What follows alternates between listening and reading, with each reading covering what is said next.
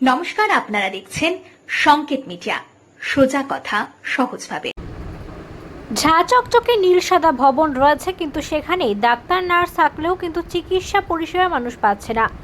গাজল গ্রামীণ হাসপাতালকে উন্নীত করার জন্য স্টেট জেনারেল হাসপাতালে উন্নীত করা হয়েছে। স্বাভাবিকভাবেই বহু বিশেষজ্ঞ চিকিৎসক যোগ দিয়েছেন এই হাসপাতালে।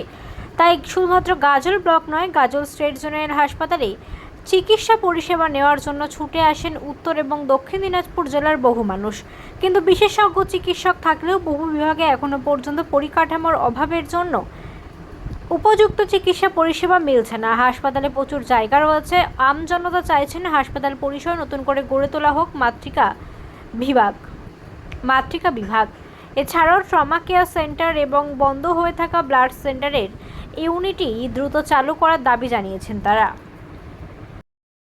গাজল স্টেট জেনারেল হসপিটাল। এখানে কি সমস্যা? সমস্যা এখানে সিজার হয় না।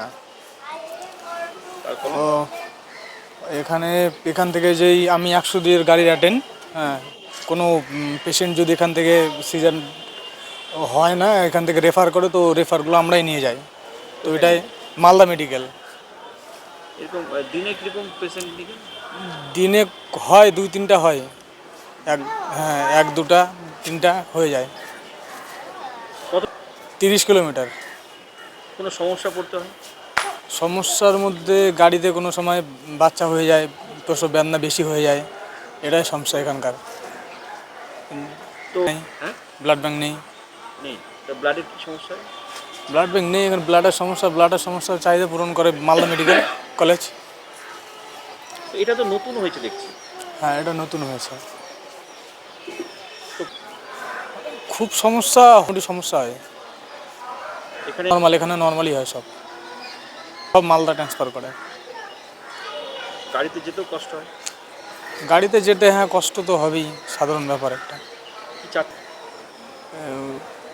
এক সিজারের ব্যবস্থাটা হলে একটু খুব ভালো হতো এখানে। আপনার নাম? আমার নাম রাজু রায়। Subscribe our channel. Press the bell icon.